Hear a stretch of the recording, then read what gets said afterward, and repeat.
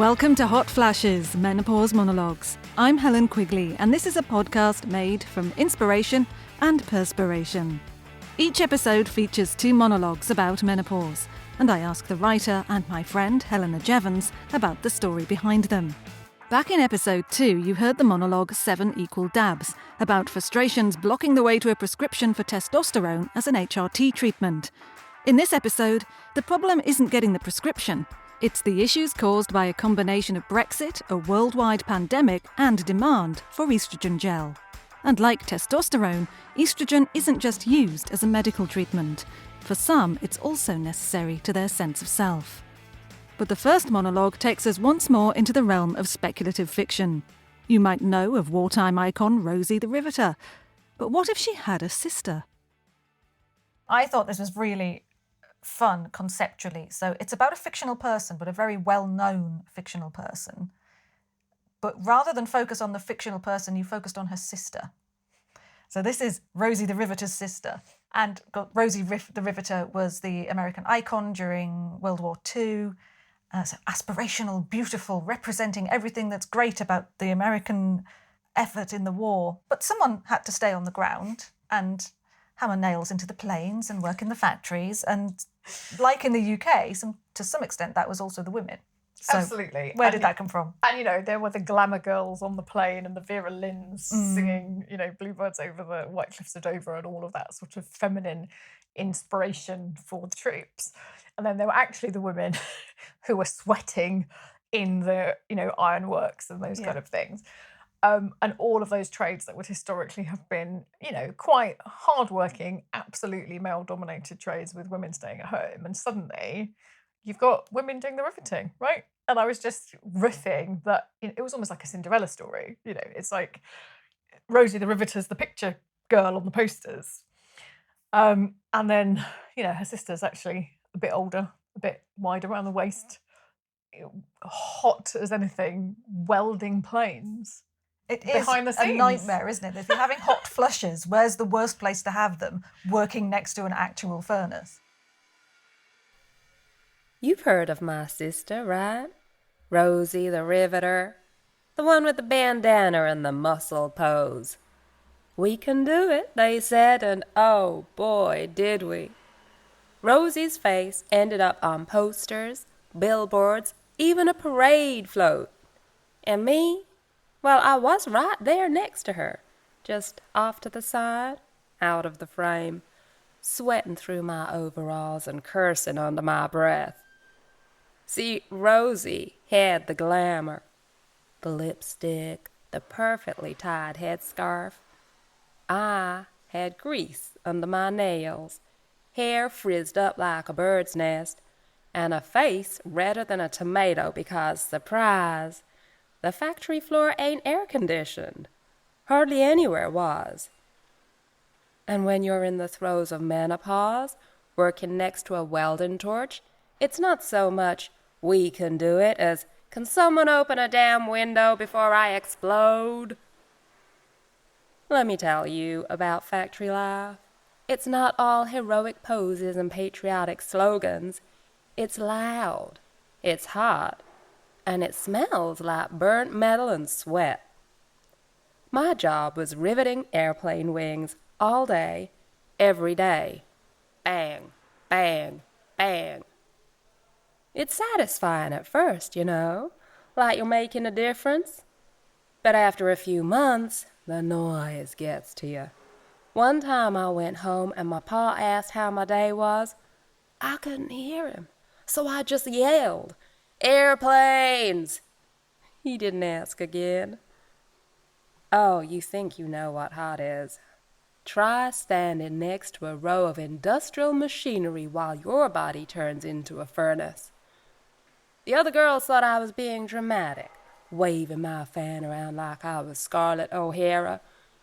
But when you're sweating so much that your gloves slip right off, it's not drama. It's survival. One day I snapped. I marched over to my supervisor, a guy named Frank, nice enough, but about as sharp as a bowling ball. And I said, "Frank, if you don't get me a fan in here, I'm going to weld my own personal aircon out of scrap metal. He laughed like I was joking. The next day, I bought a bucket of ice and dumped it over my head in the middle of my shift. That got his attention. One minute, I'm joking with the girls about the pin-up calendar they hung in the break room because apparently cheesecake photos boost morale or something. The next, I'm crying into my lunchbox because someone put salad cream in my sandwich. And it's not just any sandwich. It's ham and Swiss on rye. The one thing that gets me through the day.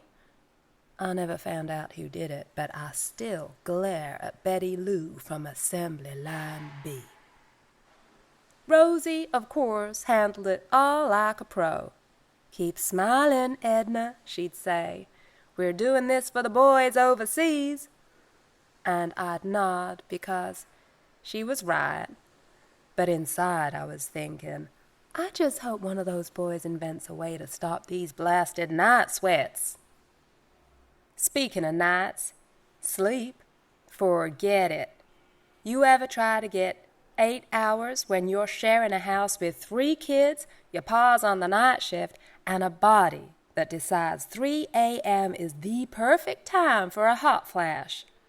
I'd lie there, staring at the ceiling, wondering if Eleanor Roosevelt had to deal with this nonsense.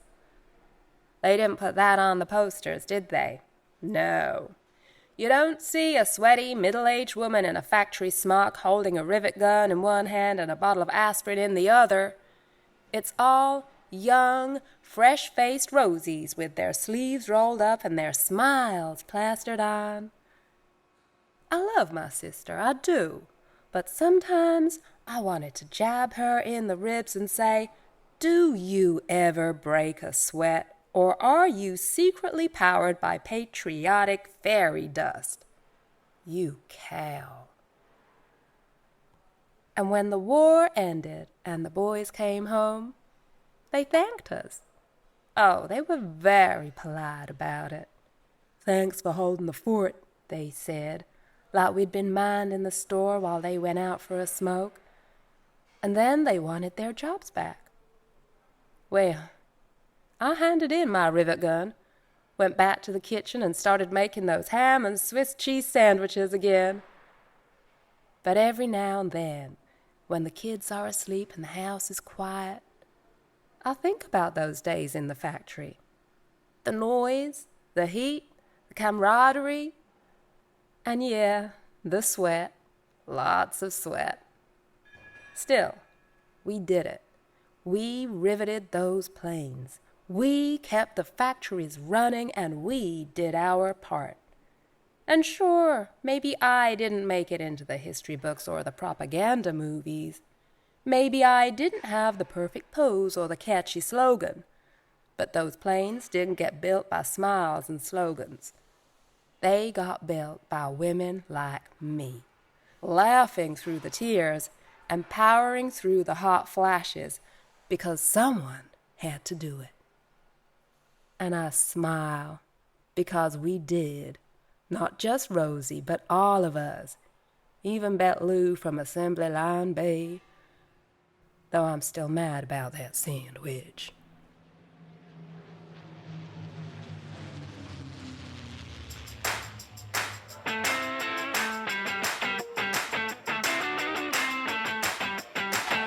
When I sent this particular monologue to the actor, she came back and just went, "Yeah, I had this." She was another one of those ones who went, "Yep, I totally get this. I had this issue." And this is Brexit Heist. This was who we could blame, at least partly. And this is about acquiring HRT from her point of view. So was this must have been based on someone? This was based on a particular person, but there was also the experiences of my non-trans friends in there because, post-Brexit there was difficulty getting hold of all sorts of different Actually, it's still the case for medicines, some, isn't it? Yes. for all sorts of different things. But one of the things that was particularly impacted was supplies of estrogen gel. What pharmacy's got some? Can I got some? Have you got any spare? Can I borrow it? And there's another script about this that's about drug dealing in a Waitrose car park. Prescription drug dealing. It's like, I'll meet you in the Waitrose car park. So But yes, so this was It leading doesn't have to into... be Waitrose, of course. I mean, we're using Waitrose because it is usually the comedy supermarket for this kind of conversation. Yes, but, you could be in the little car park. It's fine. It doesn't matter what car park you're in. We're not as going long to as judge you on your choice of car park. sharing your prescription It could be drugs with the your local sisters. multi-storey NCP, if you like. It could be Anything. any car park. Anything. Could be under the counter in the biscuit shop. Who cares which one it is? And we're back to biscuits. And we're back to biscuits. So, post-Brexit, getting hold of estrogen was a real problem.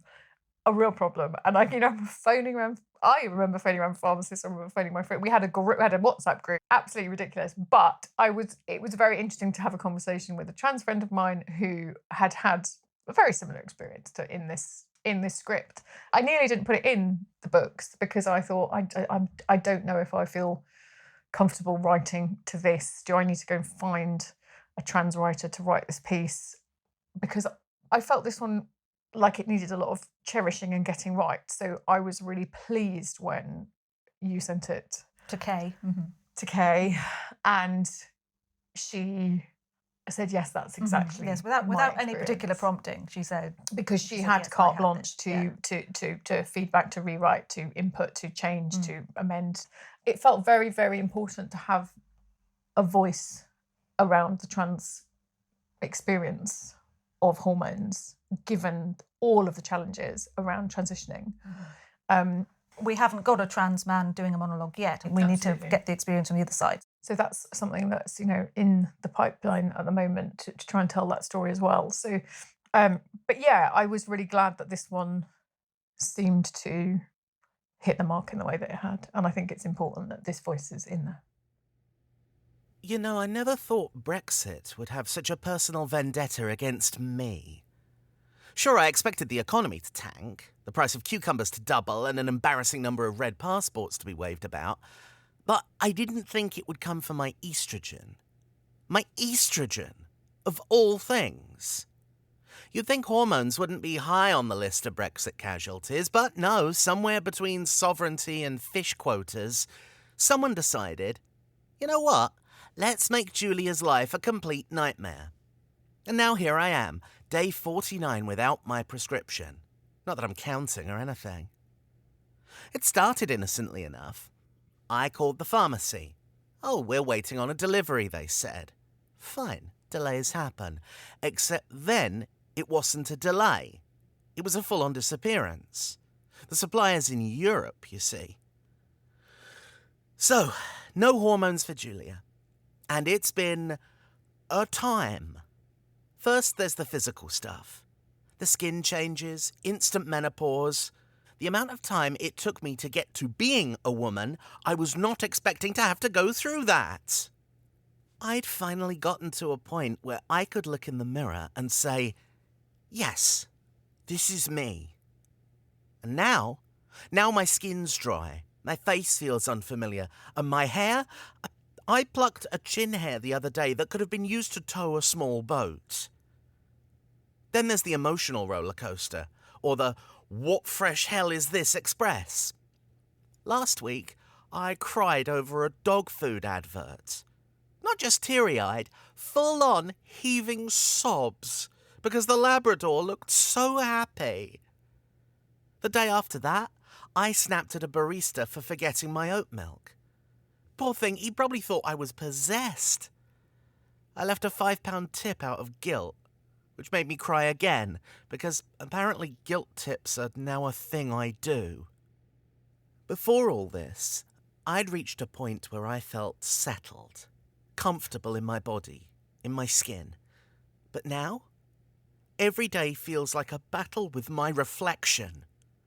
It's like my body's betraying me, dragging me backwards when I've worked so hard to move forward. And the worst part is the utter lack of urgency from everyone else. My GP just shrugs and says, oh, Brexit's made everything more complicated. Complicated, that's their word for it. As if I'm calling about a delayed Amazon package and not, the literal foundation of my existence. I've tried everything. I've called every pharmacy within a 50-mile radius. I've joined online forums where people trade hormone tips like it's the black market. Go to Spain, someone said. They've got plenty there. Spain. As if I can just hop on a plane, load up on estrogen and declare it at customs. No, officer, it's not drugs. It's dignity. There's a whole community of us caught in this ridiculous post-Brexit hormone Hunger Games. We're sharing tips, venting frustrations, trying to support each other, but it shouldn't be this hard. It shouldn't feel like we're fighting for scraps just to feel like ourselves. The thing is, I've worked so bloody hard to get here. Years of appointments, therapy, waiting lists, more waiting lists, and finally, I reached a place where I could just live my life. And now it feels like it's all slipping through my fingers because some bureaucrat decided to prioritise sausages over healthcare. And I know what people would say. Oh, Julia, it's just temporary. You'll get your hormones eventually. But they don't get it. They don't know what it feels like to have your identity tied so closely to something that's suddenly out of reach. It's not just about estrogen. It's about stability, about feeling like yourself. I'm not giving up. I've come too far for that. I'll fight. I'll advocate. I'll bloody well go to Spain if I have to. Because this is who I am. And no amount of border chaos or supply chain nonsense is going to take that away from me. Still, if anyone's planning a trip to Europe and fancies being my hormone mule, let me know. I'll throw in a guilt tip. And maybe a bottle of Rioja. Or 3.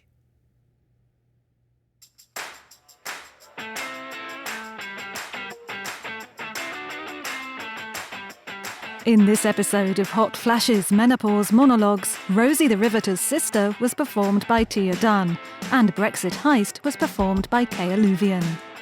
Thanks to M. Anastasi from In the Flow, Mo Kanjalal from Watch This Space, and Kay Shane from 1HR for their help and advice in the making of this episode. For more about events and the podcast, visit hotflashes.info, where you can also buy the actual book of the Menopause Monologues by Helena Jevons. If you are enjoying Hot Flashes, don't forget to like, follow or subscribe wherever you get your podcasts, and maybe even leave us a review. It does all help spread the word. Hot Flashes is produced by me, Helen Quigley, and is a Soundiness production.